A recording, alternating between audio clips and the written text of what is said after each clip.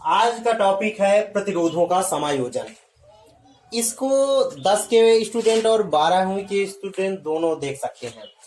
प्रतिरोधों का समायोजन दो प्रकार से होता है।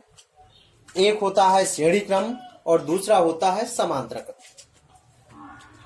प्रतिरोधों का समायोजन दो प्रकार से होता है। पहला होता है श्रेणी क्रम प्रतिरोधों का समायोजन।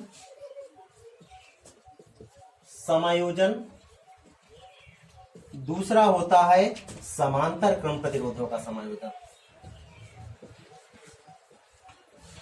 प्रतिरोधों का समायोजन,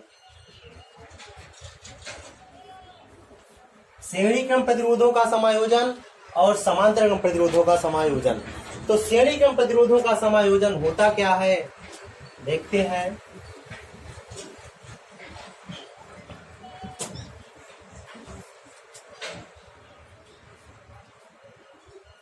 सबसे पहले प्रतिरोधों का जो समायोजन की परिभाषा होती है कि दो या दो से अधिक प्रतिरोधों का जोड़ना प्रतिरोधों का समायोजन कहलाता है।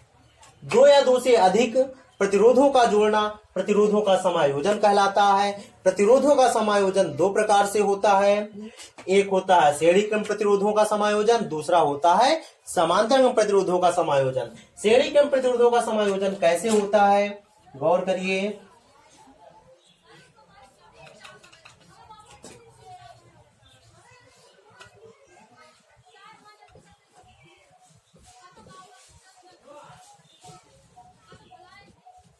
ये सेल है, ये प्रतिरोध R1 है, ये R2 है, ये R3 है। सेल के धन सिरे से धारा प्रवाहित होती है I एम्पियर की, इस ओर धारा जाती है। इसकी परिभाषा होती है श्रेणी क्रम प्रतिरोधक समायोजन होता क्या है, प्रतिरोधों का ऐसा समायोजन जिसमें ये पहला प्रतिरोध का इसका पहला सिरा, ये दूसरा सिरा, ये पहला सिरा, ये दूसरा सिरा, ये पहला सिरा, ये दूसरा सिरा। तो प्रतिरोधों का ऐसा समायोजन जिसमें पहले प्रतिरोध का दूसरा सिरा दूसरे प्रतिरोध के पहले सिरे से, दूसरे प्रतिरोध का दूसरा सिरा तीसरे प्रतिरोध के पहले सिरे से, तथा पहले प्रतिरोध का पहला सिरा और अंतिम प्रतिरोध का अंतिम सिरा किसी सेल या बैटरी से जुड़े हुए होते हैं। अथवा ये कह सकते हैं कि पहले प्रतिरोध का जो पहला सिरा बैटरी के धन सिरे से, सेल या बैटरी के धन सिरे से, और अंतिम प्रतिरोध का अंतिम सिरा सेल या बैटरी के ऋण सिरे से जुड़े होते हैं। तो इस प्रकार के समायोजन को श्रेणी क्रम प्रतिरोधों का समायोजन कहते हैं। देखते हैं प्रतिरोधों का ऐसा समायोजन जिसमें पहले प्रतिरोध का दूसरा सिरा दूसरे प्रतिरोध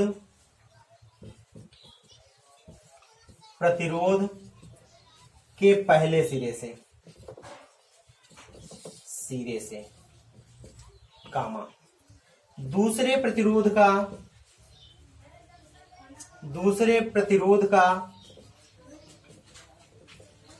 दूसरा सिरा तीसरे प्रतिरोध के पहले सिरे से, तथा पहले प्रतिरोध का पहला सिरा तथा अंतिम प्रतिरोध का अंतिम सिरा किसी सेल या बैटरी से जुड़े होते हैं। तो इस प्रकार के समायोजन को श्रेणी क्रम प्रतिरोधों का समायोजन कहते हैं। श्रेणी क्रम प्रतिरोधों के समायोजन में धारा एक समान रूप से प्रवाहित होती है। श्रेणी क्रम प्रतिरोधों के समायोजन में धारा एक समान रूप से प्रवाहित होती है है, जबकि जो समांतर क्रम प्रतिरोधों का समाधान होता है उसमें प्रत्येक प्रतिरोध पर धारा का मान भिन्न भिन्न होता है। इसमें सभी प्रतिरोधों पर धारा एक समान होगी।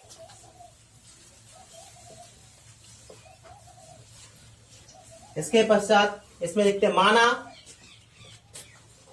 3 प्रतिरोध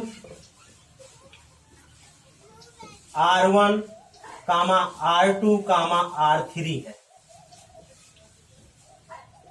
जिनमें धारा I प्रवाहित होती है, एक समान रूप से प्रवाहित होती, तब इनके सिरों के बीच विभवांतर, इनके इसे R1 है तो इसके भी V1 होगा, इसमें V2 होगा, इसमें क्या होगा, V3 होगा। निम्नवत है, R1 के सिरों के बीच विभवांतर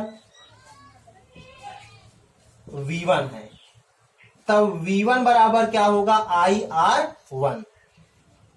इसी प्रकार R2 के सिरों के बीच विभवांतर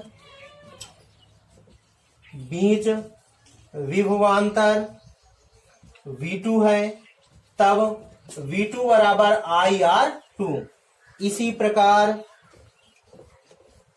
R3 के सिरों के बीच विभवांतर V3 बराबर IR3 होगा। ठीक है, IR3 होगा। तब परिणामी विभवांतर कैसे निकालते हैं?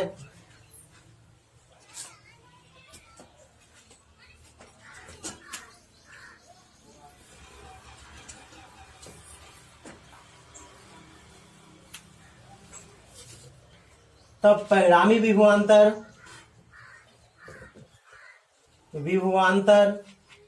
V बराबर क्या होगा, V1 plus V2 plus V3। तब V बराबर V1 का मान कितना, IR1 प्लस V2 का मान IR2, V3 का मान IR3। तब V बराबर I कॉमन हो गया, R1 plus R2 plus R3। I यहाँ पर मल्टीपल में है तो यहाँ पर कोफिशिएंट गुणांक के रूप में है, तो इस तरफ यहाँ पर कितना डिवाइडेड में आएगा, तो यहाँ पर V अपान कितना हो गया, I हो गया। तब ये R1 plus R2 plus R3। ओम के नियम के अनुसार जो वैद्युत प्रतिरोध की परिभाषा होती है, V बराबर IR।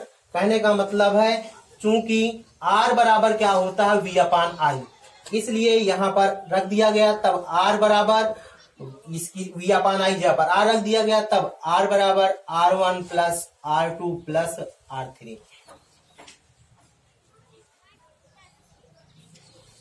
यही है श्रेणी क्रम प्रतिरोधों का समायोजन।